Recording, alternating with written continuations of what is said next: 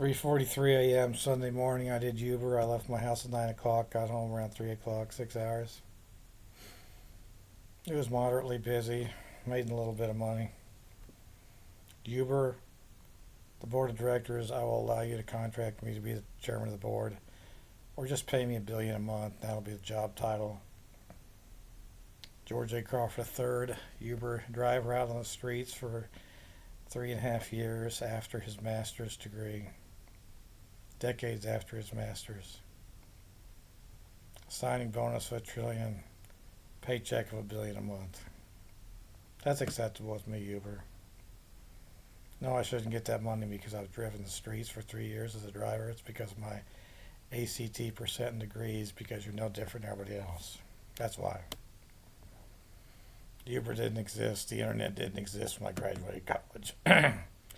What was the highest paycheck in America in 1985, 83? Oklahoma State's T-Bone Pickens was doing hostile takeovers of oil companies. And I'm getting thrown in jail so I can't even walk in these stockbroker offices when I own them. One thing leads to another, doesn't it? One issue leads to another. You people create issues, and then they disrespect me on those issues they create themselves. There's nothing wrong with saying hostile takeover. Green mail, Carl Icahn used to get green mail paid off to quit his hostile takeovers by the companies. Well, you people pay me $1 trillion, and we'll just call it George A. Crawford's the man since he was 16 and he walked in here, and he's been disrespected ever since. He gets $1 trillion for that. Merrill Lynch, Smith, Barney, Paine-Webber. Sprint, you guys can hand me $1 billion. T-Mobile, whatever. Waddell and Reed. Guess those are major companies around Kansas City that I've owned. Token ownership and had issues. Police, hand me $1 trillion. Jackson County, Missouri, and Johnson County, Kansas. And of course the courthouse punks. Cliff Clavin look like judge. These judges are ridiculous idiots, scum. They're punks. No credibility, just punks. I mean, the gossip can go back to when I was 16 and my dad was a lawyer, Harvard lawyer. Well, if you learn something, it doesn't matter where you learn it. I mean, it's the same textbook as Harvard where your dad went, as KU or K-State, or Oklahoma State's engineering books are the same as MIT's engineering books. All the same damn textbook. Yeah. Let's just go back to the common stock owners on the company. Address that issue and me getting arrested for trespassing and disrespect on that issue.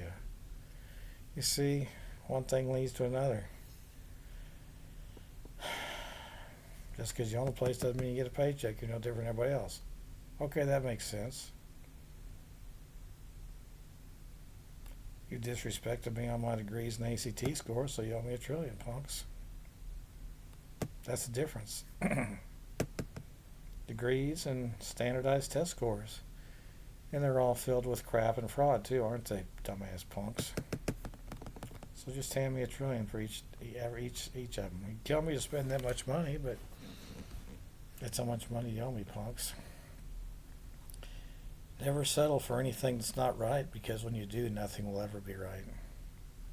Goes around, comes around, right? See, Mom and Dad in Video Corner, they didn't treat me like an owner after they asked me to become an investor owner when I was a sophomore at Oklahoma State. They treated me like a fucking piece of shit high school student who didn't have a brain in his head. They literally, Dad said, he said, I don't know anything because I'm not an employee of a big company. He told me, never tell anybody your degrees. I think you're a girl. You're not a lawyer. You're not supposed to follow the law. Don't argue with lawyers. Don't ever go to law school. You'll never get a law license. We'll make sure you never get a license. That guy was an idiot lunatic. I believe he was indeed a murderer, an identity thief. Maybe he was a cop who killed my dad. That's one thing Dad said when he was 16. There was some guy who, when I was 16, there's somebody who goes around who looks like him who does shit. Who started to do shit. Because I was out there working at Woolworths and shit started flying around. Well, you're no different than everybody else started flying around. You only own Woolworths if your name's Woolworth. You only own Merrill Lynch if you're Merrill. common stock owners own the companies, dumbasses. Now, in Merrill Lynch, I've looked it up. There's nobody that owns 1% or 50%. So, it seems like that issue's kind of like. And even so, I mean, they still have to respect other owners. People have used ownership against me in Video Corner. They own the landlord. What? They just lied about owning Video Corner and they got away with it and walk in there and steal shit when I'm not there in Prairie Village. And the other real owners were sabotaging each other, taking stuff, not reporting it to the company, just putting all the cash in their pocket and not. What are you gonna do about it? What are you gonna do about it? I'm gonna advertise this shit forever. Merrill Lynch, you owe me $1 trillion. They probably were involved with murdering my dad, but Smith Barney, Payne Weber, the neighborhood, my dad's law firm, his friends from his investment group, they're all part of the murder gossip of my real dad. Some of them seem to have inflated images like they were something to me.